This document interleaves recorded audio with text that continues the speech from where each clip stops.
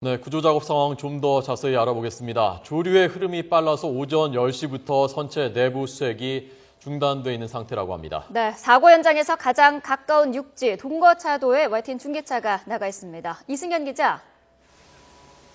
네, 동거차도에 나와 있습니다. 네, 지금 느끼기에 그곳의 날씨 상황은 어떻습니까? 네, 제가 지금 나와 있는 곳이 동거차도 동우산 부근입니다. 사고 해역에서 1.5km 떨어진 곳으로 다시 말해서 사고 해역에서 가장 가까운 육지라고 할 수 있습니다. 날씨 상황 그렇게 나쁘지 않습니다. 바람도 멎었고요. 오전보다 연무 상황도 나아졌습니다.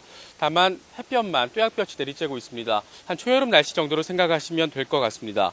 이곳에서는 수색 작업이 어떤 식으로 이루어지는지 구체적으로는 알 수 없습니다. 하지만 사고 현장 상황을 전반적으로 조망할 수는 있습니다. 오늘도 세월호가 침몰한 지점을 표시해주는 대형 공기주머니를 중심으로 잠수 요원들이 탄 고무보트들이 분주하게 움직이고 있습니다. 오늘도 사고 해역에는 선박 200여 척이 배치가 됐고요. 또 상공에는 헬기 등 항공기 30여 대가 교대로 비행을 하면서 추가 희생자를 찾기 위한 작업을 이어가고 있습니다. 하지만 수중 상태는 썩 좋지가 않습니다. 조류의 흐름이 빨라져서 오전 10시부터 선체 수색 작업이 중단이 됐고 정조 때인 3시 반부터 다시 수색 작업을 시도한다는 계획입니다.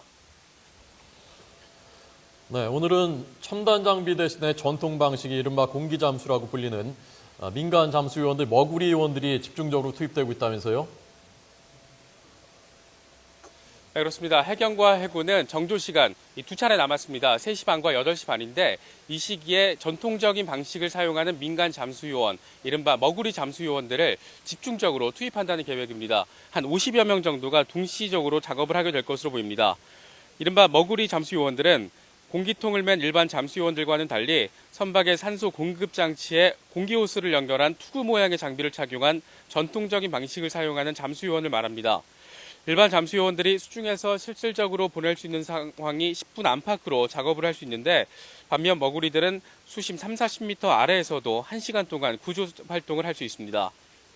무인 로봇 등 첨단 장비가 이렇다 할 역할을 하지 못하면서 이 같은 방침이 결정된 것으로 보입니다. 하지만 현재 조류의 흐름이 빨라서 이 머구리 잠수 요원들도 선체에 진입하지는 못하고 있는 상황입니다.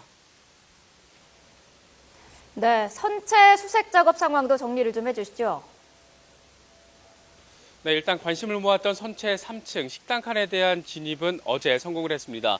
오늘은 4층 객실입니다. 객실 중에서도 이 4층 선미 부분에 있는 공용 객실입니다. 이곳에 단원고 학생들이 상당수 많이 모여 있었을 것으로 지금 추정이 됩니다. 이 선미 부분 수색을 돕기 위해서 오늘 새벽에는 4,000톤급 바지선 한 척이 사고 해역에 새롭게 투입이 됐습니다. 기존 바지선은 선수 부분, 공기주머니 부분에 배치가 되어 있고요. 또 새롭게 투입된 바지선은 앞서 말씀드린 선미 부분에 투입돼서 잠수 요원들의 교대와 휴식 등 이 베이스 캠프 역할을 하게 됩니다. 여전히 변수는 역시 조류의 흐름입니다. 해상이 이렇게 잔잔하더라도 수중 지역이 복잡한 곳이기 때문에 순식간에 조류의 흐름이 빨라지는 경우도 많습니다. 이 때문에 오늘도 꼭 정조 시간이라고 해서 수색 작업이 원활히 진행된다는 보장은 없습니다. 벌써 사고 8회째입니다. 이렇게 본격적인 수색 작업이 있지만 여전히 조류의 흐름에 수색 작업이 방해를 받고 있습니다. 오늘은 모두가 기원하는 구조 소식 들려올 수 있기를 바라겠습니다. 지금까지 세월호 침몰 사고 해역 인근 동거차도에서 YTN 이승현입니다.